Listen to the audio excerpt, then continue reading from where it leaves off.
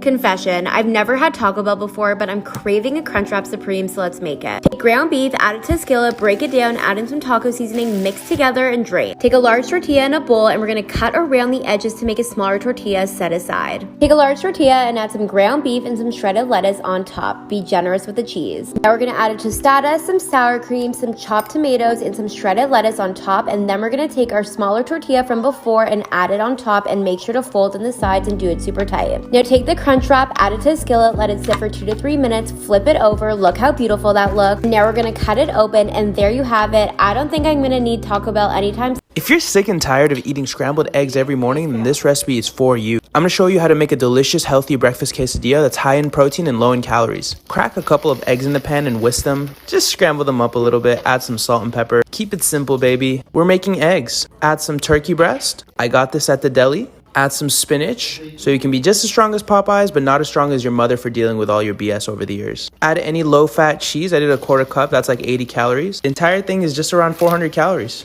Try 25 days of cookies. Day 9, turtle cookies. Wearing a turtleneck for the turtle cookies. Make your dough. Turtle. Name that movie. Chocolate. I want chocolate. Name that TV show. Scoop. Once upon a time, there was a girl named Madeline. She decided to make 25 cookies in 25 days. Turned out, she was just insane. The end. Egg whites, beat them until they're frothy. Frothy! Gosh, I almost spilled that. Dough ball. Frothy egg white. Chopped pecan. Take that thumb and press it into the dough ball. Looking snazzy. Into the oven. Melt some caramel. Pop it in the microwave. Squeeze caramel into the little cookie hole. Weird way to say that. Give it a little drizzle of chocolate. A little sprinkle of sea salt to combat the sweetness. Wow. It's just so many textures and flavors in one. Let's make this Basque cheesecake because it's delicious and we're all tired and sad. Start by buttering and pressing a piece of parchment into the cake pan. Beat together the cream cheese with some vanilla seeds and sugar until it's all smooth. Crack in the eggs and mix it all up. Pour in the heavy cream, and lastly you're going to mix in the sifted flour, and then you're going to pour it into the pan, smooth out the top, and tap it out on the counter. When it's all done baking, she'll be golden brown and a little jiggly. As it cools, it'll fall. This cheesecake is so easy to make. It's silky smooth with a delicious... If you love enchiladas like I love enchiladas, you're gonna love the fuck out of these ones filled with beef and cheese. And when this is finished, we go into the pan. Enchilada sauce first. Cornstarch, kosher salt and pepper, cumin of chili powder, hot green chilies, some of the beef, and we roll them up. Sauce, beef, cheese, roll, pan. Look at that. A little more cheese. 350 oven, and after 30-ish minutes, look at that gorgeousness. And look. Today, I'm going to show you guys how to make some delicious Oreo pancakes. You want to take 14 Oreo cookies and separate the cream from the cookie. Into a blender, we're gonna add our cookies, about a 1/4 cup of milk, and 1 whole egg. And then we're just gonna blend everything together. Then we're gonna add 1 teaspoon of baking powder and then do a quick blend. Now to the cream, we're gonna add 2 tablespoons of buttercream frosting. Then add in a splash of milk. And now you're just gonna whisk everything together. Now you wanna cook this like a regular pancake. Once the pancakes cool down, spread some of the cream on 1/2. Then get another pancake and put it on top. Then pinch the edge of the pancake all the way around. There you have it, some Oreo pancakes. Keto Pizza. Let me show you how I made it. Spray your pan with oil and add your cheese. I'm using mozzarella. And I'm gonna add some Italian seasoning. Top it with some pepperonis. Flip it when it looks like this. Here we go. You may have seen me make this once or twice, but there's a reason I keep doing it, because you need to do it too. I promise you, this is the type of recipe that you show this to one person, one time, they won't make potatoes any other way.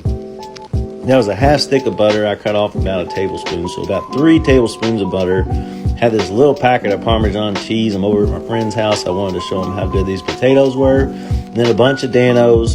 And then you just mix it around, make a paste.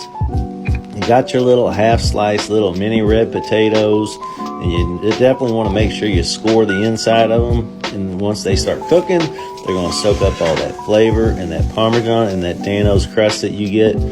Oh my goodness. You want to talk about yum yum, get you some. Get you a bite of that. Make sure you give me a follow. You owe me one after that. Homemade applesauce.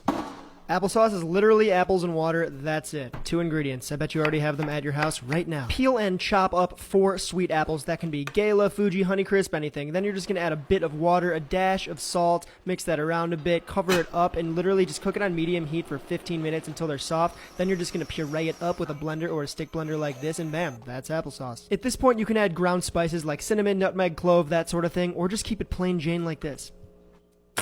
We all know that Panera Bread's mac and cheese is not fresh, so that's why I decided to make it at home. Start by boiling some macaroni, and to make the signature Panera sauce, add butter, flour, milk, heavy cream, loads of aged white cheddar, stir till smooth, add in your macaroni, and mix it up, baby. This macaroni was too easy to make. I like to serve it with bread on the side, and the best part is it tastes just like Panera. Hello everyone, and welcome to my kitchen. Today we're making something super easy and delicious, just in time for the holidays. Tell I was struggling a little, but it's all good. Cookie batter for the first batch. I like to warm it in the microwave so it's super gooey. Should look like this, and on to the next. Pour it on top of your cereal and mix, mix, mix. Should look like this, and on to the next. Yes, you guessed it, white chocolate it is. Should look like this. Pour it on top and mix, mix, mix once again. Adding some mini Oreos. And it's time to place them into small bowls. You can't really see, but here we go. I'm using a scooper to basically just get them into small bowls. I'm so excited for you guys to see the decorations. Any guesses? Well, here it is. So I'm doing some Hanukkah and some Christmas. Into the freezer for a few hours and should look like this. These tacos have been super popular lately, and I really want to try them. I started out with 5 pounds of beef chuck, gave them a super quick season, and seared them for about 30 seconds just to get the color. Then I sauteed 2 onions in that beef fat, and then added a ton of garlic. I added equal parts of beef stock and water, and then a ton of spices. This is going to give the beef an incredible flavor. Then I added a trio of dried peppers. This just filled the house with the most incredible smell. I added the beef back into the simmering mixture and let that boil for about an hour. After an hour, I removed all the solids, blended it up, and then strained that back into the sauce. This gets rid of any lumps. Then you let the whole thing simmer for 3 more hours. I promise it's worth the wait. You are going to get the most tender, flavorful beef ever. Then you're going to shred all of your beef until it looks like this. Then I dipped a corn tortilla in the sauce, added it to a hot pan with the beef and cheese, and sort of formed it into a taco. That was the most fun part for sure. The last thing to do is plate up those tacos with some fresh onion and cilantro. I'm not kidding when I say these were my favorite tacos ever. Be sure to check out my Instagram and YouTube for more. Full recipe. The last 2 fried rice recipes got over 20 million views each. By special request, beef fried rice. On the Blackstone. Flank steak. Cut it thin against the grain. Teaspoon cornstarch. Teaspoon baking soda. Some garlic powder. Oil. Pepper. A couple teaspoons oyster sauce. Some dark soy sauce. Fresh ginger. Chop up some garlic. Add some garlic. Chop 1 onion. Slice up 4 scallions. Start with some vegetable oil. Add the onion. Add the garlic. Add the beef. Cover the beef. Add day-old rice to the grill. It won't be sticky. Add the peas. Add some butter. Mix it all together.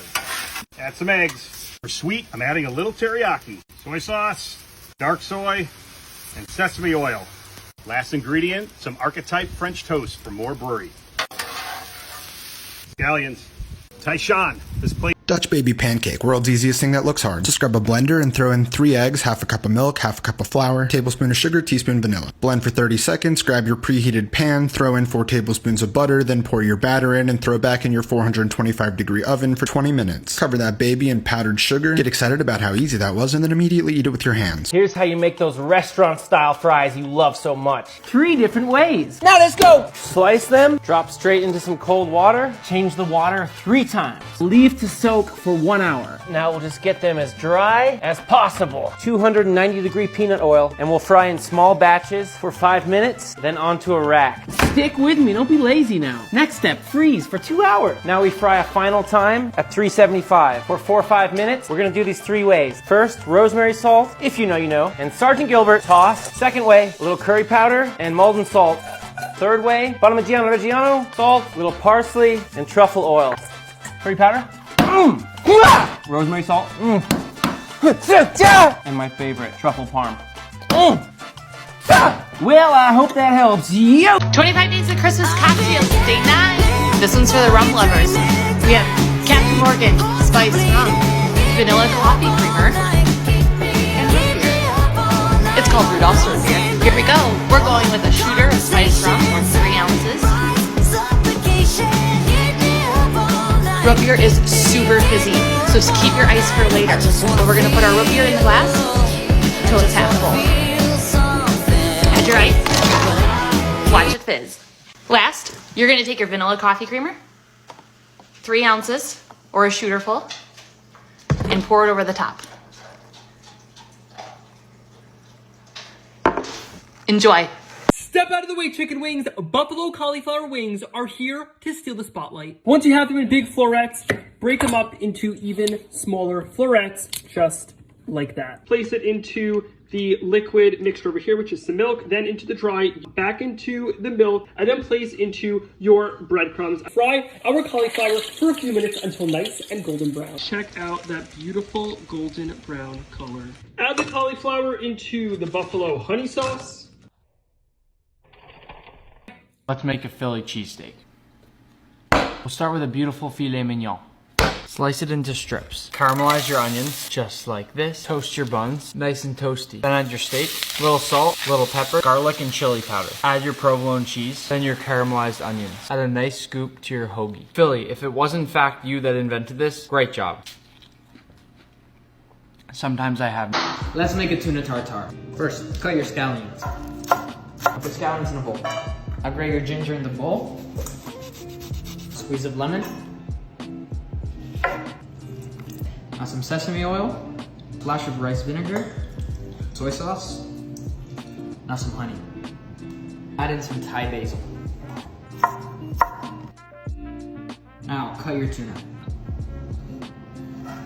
Now get your cut tuna and place over an ice bath. Now cut your avocados.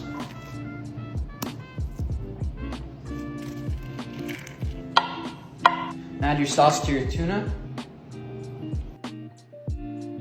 Add some black sesame seeds. Now season your avocados with a little bit of the soy sauce mix. Okay, you guys, I have to apologize in advance because these crab and shrimp cucumber bites are so addicting. I literally could not stop eating them. I decided to make a sushi inspired bite, and I added some crab, shrimp, spicy mayo, ponzu sauce, some salt, pepper, and a dash of sesame oil. Adjust to your taste buds. Let that sit in the fridge for at least 1 hour. Once set, you're gonna go ahead and grab your favorite seaweed snack, top it off with the filling, add some avocado, more spicy mayo, everything but the bagel seasoning. Using the jerky gun to make some smoked meat sticks. Starting with the Traeger at 175, we're going with a pound of ground venison, ground beef, and a pound of ground pork. Getting our seasonings in. Some salt, fresh cracked black pepper, ginger, garlic powder, and then some heat with some red cayenne. Then we're gonna do some maple flavoring, Worcestershire, this is soy sauce, and then some teriyaki. We're gonna give this all a good mix, and then it's time to load up the jerky gun. Pick this up at Fleet Farm. The tube holds about 1 pound of ground beef. We're gonna dispense it out onto our cooling racks, slow and steady. And today we've got 5 trays going on the Traeger. Here we go. This at 175 takes about 3.5, 4 hours to get them perfectly cooked, dehydrated. Man, look at those delicious little beef sticks.